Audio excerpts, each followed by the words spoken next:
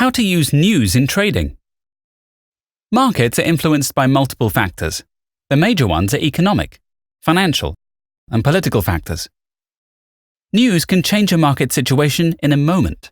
If the news is positive, currency rates or stock prices usually go up.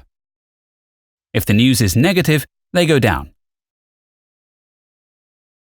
So, which news should a trader follow? The first point of interest is economic releases or economic news. These are publications of various economic reports and statistics, such as gross domestic product, unemployment, inflation or interest rates, retail sales, and other data. Financial news, represented by financial reports from companies, largely affect stock prices. If financial figures are better than the forecast, a company's share price usually goes up.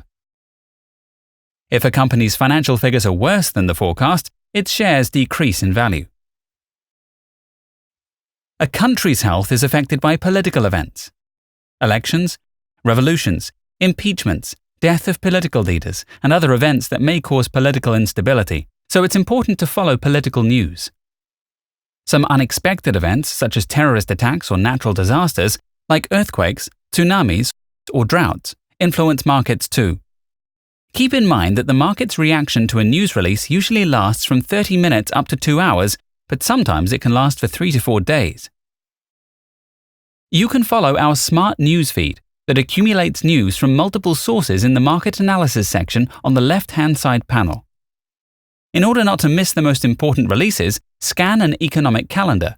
On our platform, the economic calendars are located in the market analysis section on the left-hand side panel.